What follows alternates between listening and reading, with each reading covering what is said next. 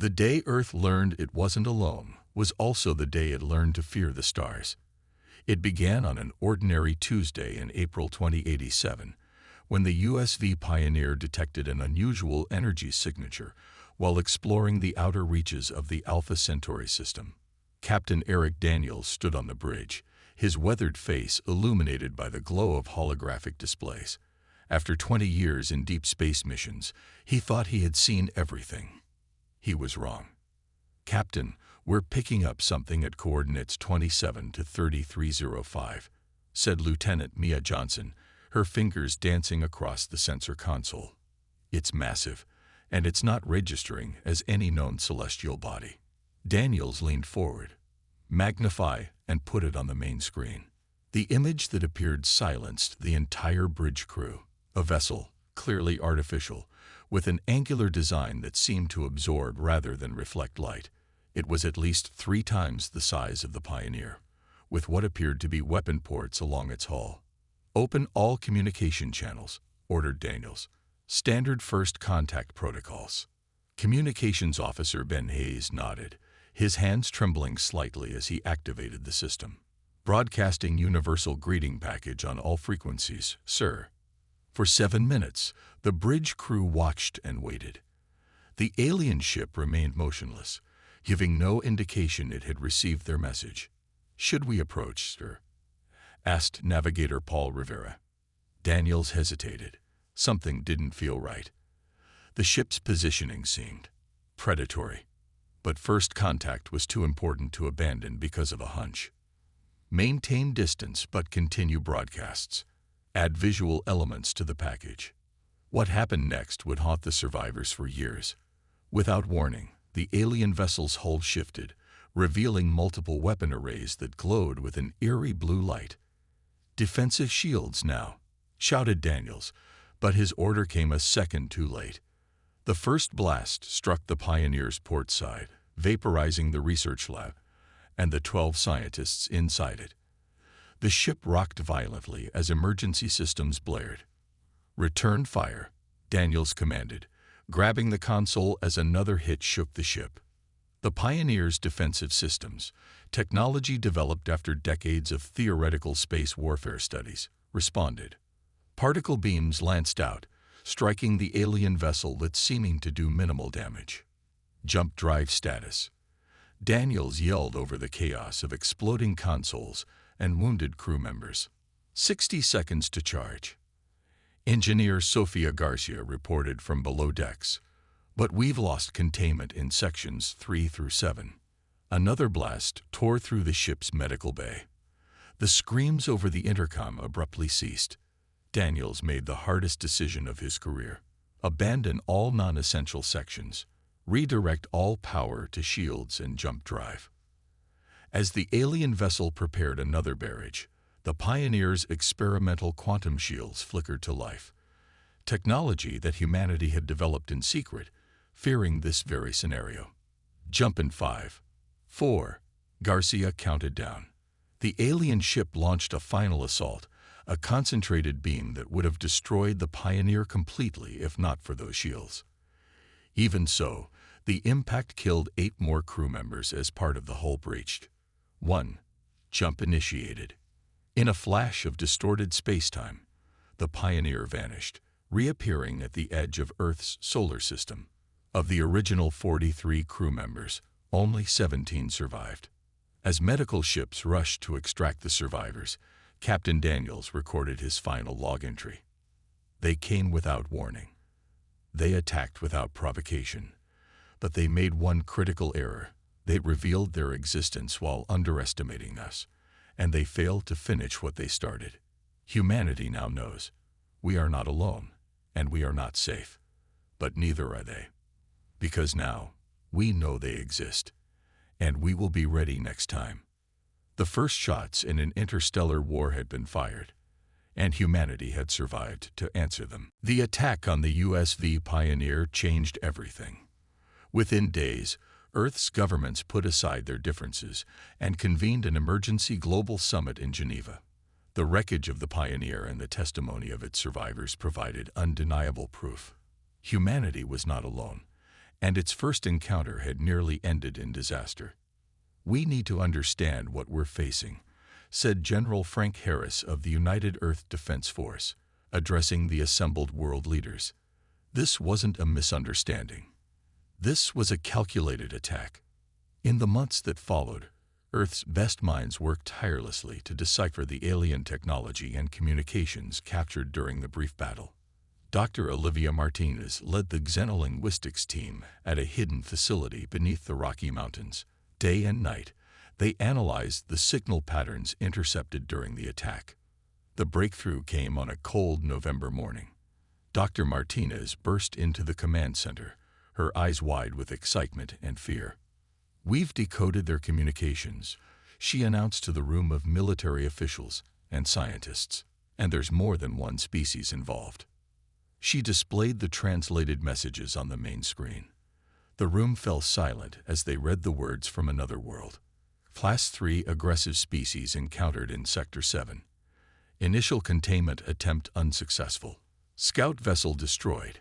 Preparing full intervention protocol.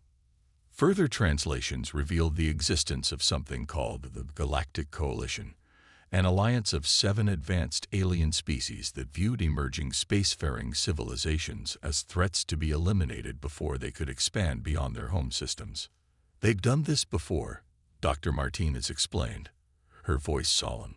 "According to these records, at least 12 other civilizations have been either destroyed or forced into submission when they reached our level of development." Admiral Peter Russell, who had lost his son on the Pioneer, stood up. "Why? What threat could we possibly pose to species so advanced?"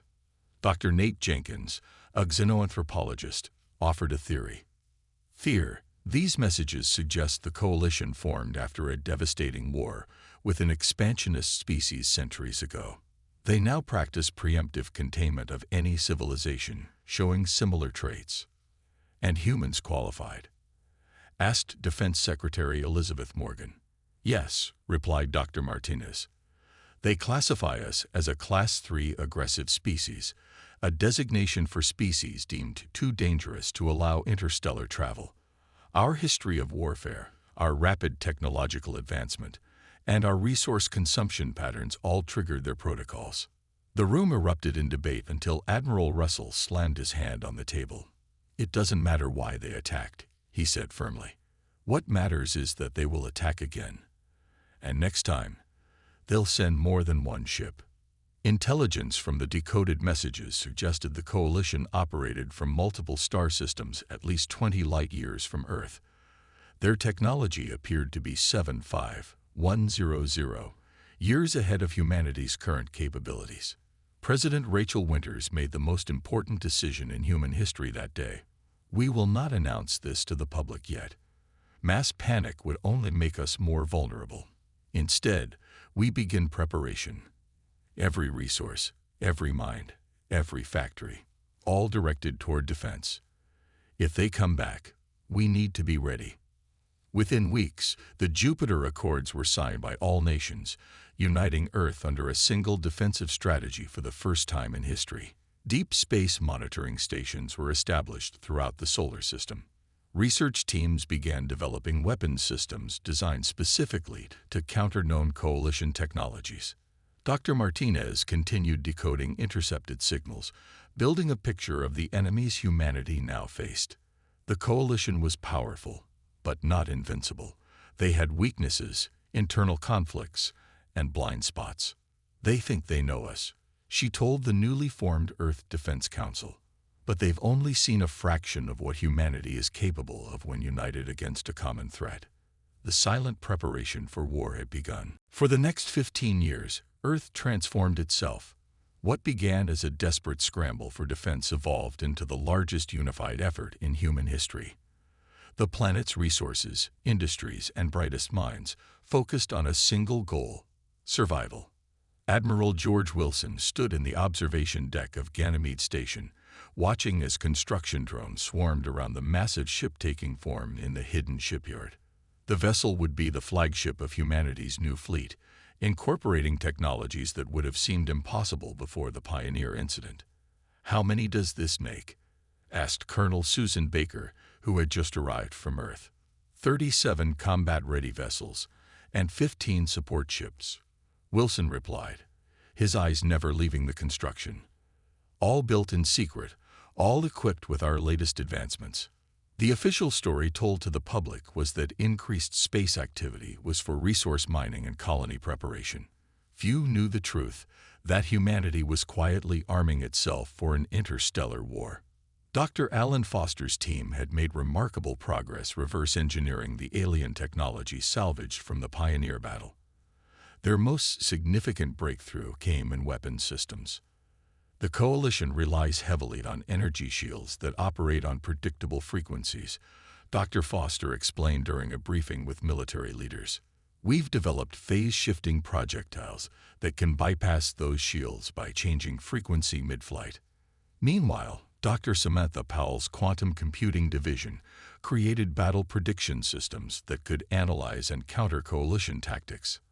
Her work in asteroid bases throughout the solar system remained hidden even from most government officials. Their attack patterns show evidence of evolutionary algorithms, she noted in her classified reports. They learn and adapt, but we can use that against them if we feed them false data. On Mars, the first human colony had grown into a major manufacturing hub. Underground factories stretched for miles beneath the red surface, building components for ships and weapons away from the prying eyes of potential alien observers. Earth itself changed too. Old rivals like Russia and the United States pooled their military research. China shared its advances in artificial intelligence. The European Union opened its cutting-edge physics labs to scientists from around the world. The Jupiter Accords evolved from an emergency measure into humanity's new governing framework. Nations maintained their sovereignty in domestic affairs, but united under a single defense policy and shared technological advancements that might help against the alien threat. Not everything went smoothly. Some religious groups proclaimed the aliens were either saviors or demons. Conspiracy theorists claimed the entire incident was fabricated to create a world government. Several nations initially resisted joining the global effort until evidence from the Pioneer attack was shared with their leaders. Admiral Wilson's most daring initiative was the Ghost Fleet, specialized stealth ships designed solely for reconnaissance. These vessels, piloted by elite crews, ventured beyond our solar system to map Coalition territory. We need to know our enemy, Wilson told the captains before their first mission. Their strengths, their weaknesses, their patterns. Knowledge will be our greatest weapon. Captain Laura Morris led one such mission to a suspected Coalition outpost. Her ship, the USV Phantom, observed alien vessels for 3 weeks before returning with valuable intelligence about their patrol patterns and communication methods. They're organized but overconfident, she reported. They don't expect resistance from primitive species like us. Their sensor sweeps are predictable, and their communication security is surprisingly lax. By 2102, 15 years after the Pioneer incident, Earth had transformed from an easy target into a fortified world. Hidden defense platforms orbited the planet. Automated factories on the Moon produced ammunition and spare parts. Military bases on Mars and the outer moons trained soldiers for zero-gravity combat. Humanity had prepared in secret, building strength while appearing vulnerable. The Coalition would soon discover their mistake. The warning came on a quiet Sunday morning. Deep space monitoring stations detected multiple objects entering the outer solar system, moving at speeds that defied natural explanation. Within minutes, every defense station from Neptune to Earth went on high alert. 27 vessels confirmed, reported Lieutenant Carlos Mendez from Lunar Command Center. Configuration matches Coalition warships.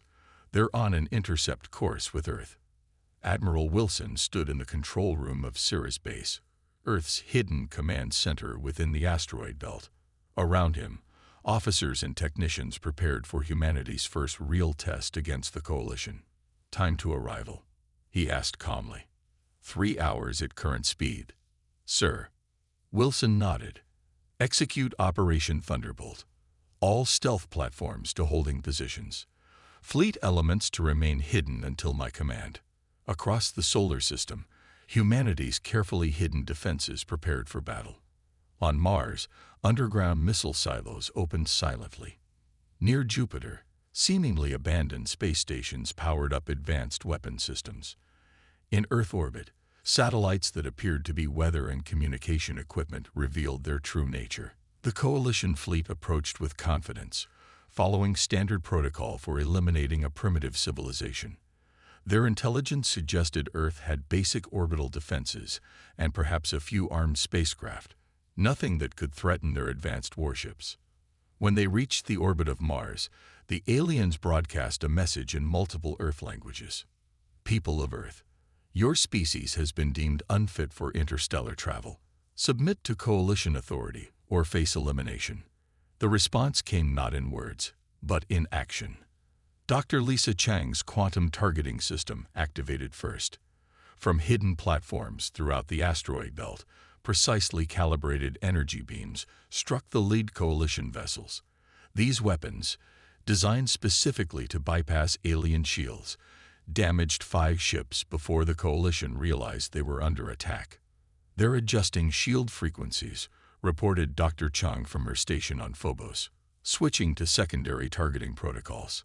The Coalition ships returned fire, sending destructive energy blasts toward Earth, only to have them intercepted by defense platforms that had remained invisible until that moment. Commander Jack Nelson led the counterattack in the experimental USV Defender, Earth's most advanced warship. The vessel emerged from its hiding place behind Luna, accompanied by 12 fighter craft. Formation Delta. Nelson ordered his squadron.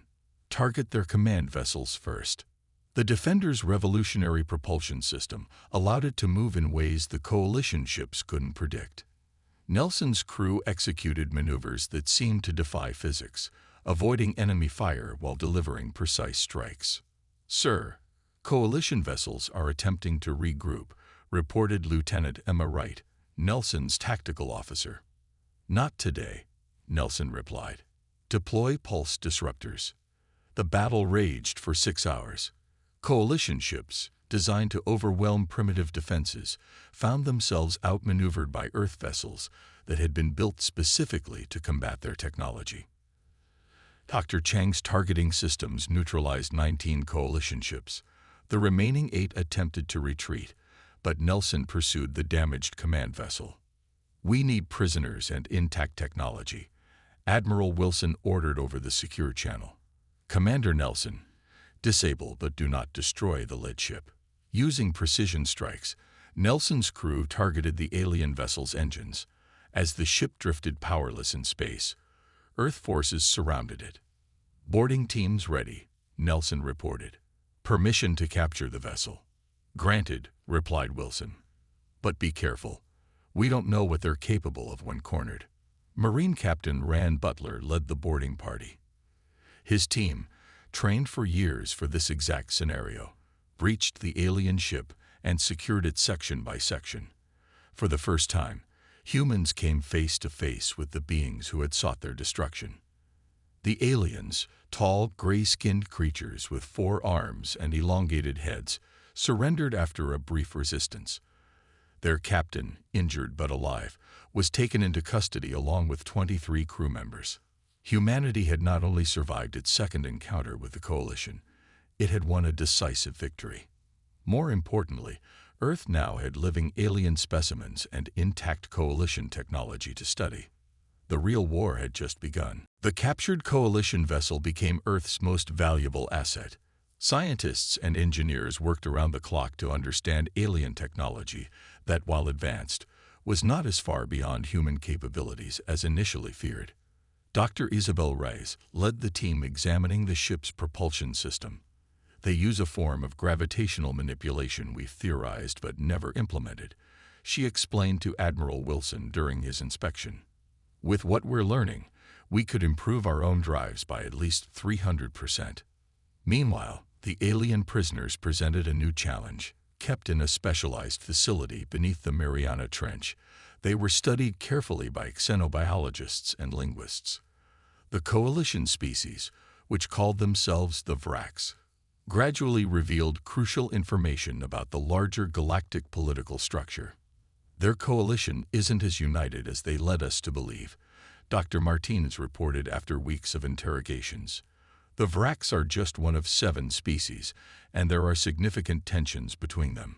This ship was part of what they call the Enforcement Division, essentially their military police. The most significant discovery came from the ship's databanks.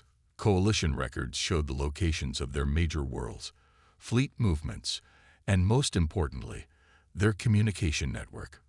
With this knowledge, humanity could potentially monitor, or even infiltrate, coalition communications. We need to send them a message, Admiral Wilson told the Earth Defense Council. Not just words, but a demonstration that continuing this conflict would be costly for them. President Caroline Foster, who had replaced Winters 5 years earlier, nodded in agreement. What do you propose? We use their own communication system against them, Wilson said. We broadcast directly to their high command, letting them know we've captured their ship and crew, and that we now understand their capabilities. The debate lasted hours. Some council members argued for a preemptive strike against coalition outposts. Others suggested hiding Earth's true defensive capabilities to maintain the element of surprise. In the end, President Foster made the decision. We will show strength, but not aggression, she declared. Earth has never sought this conflict. We'll make that clear. 3 days later, using the captured communications array, Admiral Wilson broadcast humanity's message to the Coalition High Command. The transmission was simple but delivered with unmistakable resolve. We did not seek this conflict. We offered peace and were met with violence. You believed us weak and unprepared. You were wrong. This was your second attempt to destroy us. There will not be a third. We now understand your capabilities and limitations. We know your worlds, your fleets, your weaknesses. We are prepared to defend ourselves with overwhelming force if provoked again. Consider this humanity's final warning. We're ready and waiting. To emphasize the point, Wilson included sensor data from the battle, showing how quickly Earth forces had neutralized the Coalition fleet. The message ended with images of the captured Vraks crew, alive and unharmed, but clearly prisoners. The Coalition's response did not come immediately. For weeks, Earth's defenses remained on high alert, expecting retaliation, but the anticipated attack never materialized. Instead, a single coalition vessel appeared at the edge of the solar system, broadcasting on open frequencies. It carried a simple message. The captured Vraks crew would be exchanged for the return of their ship and all data taken from it. They're testing us, Commander Nelson told the Council, seeing if we'll give up what we've learned. President Foster considered the request. Send back our terms. We'll return their crew and the ship's hull, but the data and technology we've studied remains ours. And we require formal acknowledgement that Earth space is sovereign territory. The coalition vessel departed without responding. 3 days later, it returned with an acceptance of Earth's terms. The exchange would take place in neutral space, near the orbit of Pluto. As preparations began for the prisoner transfer, Admiral Wilson watched the classified feeds from Ghost Fleet vessels that had been monitoring coalition space. They're not giving up, he said quietly to President Foster. They're changing tactics. The silent war had begun. The coalition kept its word about the prisoner exchange. But Earth's leaders were not fooled by the apparent peace. Intelligence gathered by stealth probes showed increased activity throughout coalition space. They were planning something that didn't involve direct military confrontation. They're shifting to covert operations, Major Diana Rodriguez explained to the Earth Defense Council. As head of counterintelligence, she had been monitoring unusual signals across the planet. We've detected 5 separate landing events in remote areas over the past month. Admiral Wilson studied the data. Infiltration units. Yes, sir. Their biology allows for limited shape-shifting, not enough to perfectly mimic humans, but enough to pass casual inspection in crowded areas. President Foster leaned forward. How many have we captured? 3 so far, Rodriguez replied. two on landing and one that made it as far as Buenos Aires before our detection grid flagged its unusual energy signature. The captured infiltrators provided valuable intelligence. Coalition species had been monitoring Earth long before the Pioneer incident, gathering information but taking no action until humanity developed faster-than-light travel capability. Their infiltration units were tasked with sabotaging key research facilities and assassinating top scientists. Instead, the aliens found themselves captured by specialized counterintelligence teams. Each detained agent revealed more about coalition society, technology, and plans. Most importantly, they confirmed what analysts had suspected. The coalition was deeply divided about how to handle Earth.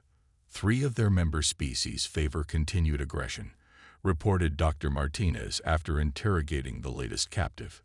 2 advocate for containment rather than destruction, and 2 are pushing for diplomatic solutions. While Earth's diplomatic court worked to exploit these divisions, production facilities throughout the solar system continued building humanity's defenses.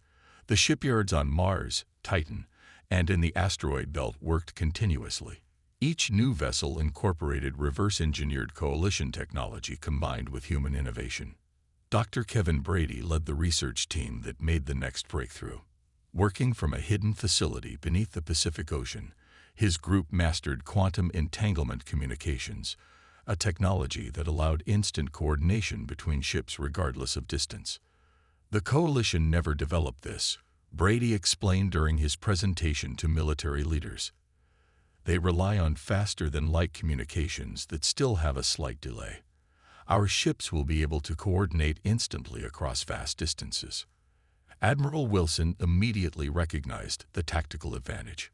With this, smaller forces can outmaneuver larger ones through perfect coordination. In deep space, humanity's reach extended further. Ghost Fleet vessels ventured deeper into coalition territory, mapping their worlds and defense systems. Commander Alicia Potul led a mission that made a surprising discovery: 7 previously unknown spacefaring species that had survived coalition culling by hiding their technological advancement. They call themselves the Shrouded, Paddle reported after establishing contact with one such civilization. They've been hiding for generations, developing their technology in secret to avoid coalition detection. These discoveries changed Earth's strategy. Rather than merely defending itself, humanity began reaching out to these hidden civilizations. Ambassador Aaron Hill traveled in secret to meet with representatives from the Shrouded worlds. "We share a common enemy," Hill told the gathered aliens. "Together, we might achieve what none of us could alone." The first alliance was formed with the Nayari, a species that had developed remarkable stealth technology. Other agreements followed quickly. Each hidden civilization contributed unique knowledge and resources to the growing network of resistance. Coalition infiltrators continued their attempts to penetrate Earth's defenses, but each failure yielded more captured technology and intelligence. Major Rodriguez's teams became experts at turning these operations against their originators, feeding false information back to coalition handlers. Earth was no longer merely defending. It was preparing to reshape the galactic power structure. The coalition had awakened a sleeping giant, and now found itself facing not just humanity, but a growing alliance of the very civilizations it had tried to suppress. The balance of power was shifting. By 2125, nearly 4 decades after the USV Pioneer's fateful encounter, humanity had transformed from prey to predator. Earth's defensive perimeter now spanned 15 light-years from Sol, protecting not only humanity's homeworld, but also its growing number of colonies on terraformed worlds. Admiral Wilson, now in his 70s but still sharp as ever, stood on the observation deck of Earth's newest diplomatic vessel, the USV Unity. Below him stretched the rings of Saturn, where representatives from Earth and its 7 alien allies had gathered for a historic summit. "Never thought I'd live to see this day," he said to Ambassador Julia Wright, who would represent Earth at the upcoming meeting with the Coalition Council. "None of us did," she replied, adjusting her formal diplomatic uniform. "From fighting for survival to dictating terms in less than 40 years. It's remarkable what humans can achieve when united. The Alliance of Free Species, as the union between Earth and the 7 formerly hidden civilizations had named itself, now represented a power block that the coalition could no longer ignore or easily destroy. Their combined technological innovations had created defenses that even the most advanced coalition weapons couldn't penetrate. Dr. Kevin Brady's quantum entanglement communications had evolved into a network linking all Alliance worlds and vessels. The Nayari had contributed their stealth technology, while the insectoid Jurl had shared their expertise in biological engineering. Human ingenuity combined these disparate technologies into systems greater than the sum of their parts. The coalition, facing this new reality, had requested the diplomatic summit.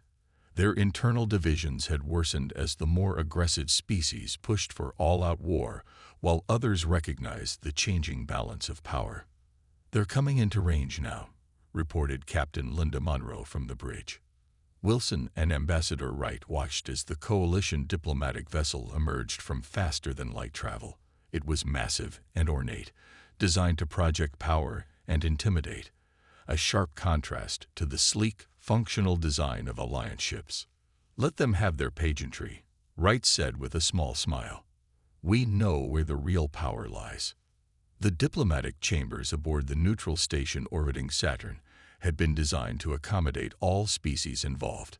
As Wright entered, followed by representatives from the 7 other Alliance species, she noted the coalition delegation already seated at the curved table: the Vraks, Tellarites, and Moraki. The 3 more aggressive coalition species sat together on one side, while the more moderate Ganon and Leptos sat apart. High Chancellor Vextor of the Vraks rose to speak first. "The coalition acknowledges the unexpected development of your alliance. We have come to discuss terms of coexistence." Ambassador Wright stepped forward. "The alliance appreciates this opportunity for dialogue. However, let us be clear. We are not here to negotiate our right to exist. We are here to establish the framework for future relations." She presented humanity's terms: recognition of Earth and all Alliance worlds as sovereign territory, reparations for the unprovoked attacks, and a binding non-aggression pact that would be enforced by a joint monitoring committee. The negotiations lasted 3 days. The coalition representatives blustered and threatened, then bargained and conceded. In private sessions, the moderate coalition species even suggested the possibility of eventually leaving their alliance to join the humans and their partners. On the final day, the Treaty of Saturn was signed. The galaxy entered an uneasy peace, with humanity holding the line between the oppressive coalition and the developing worlds beyond. As the coalition delegation departed, High Chancellor Vextor approached Admiral Wilson privately. "You must understand, Admiral.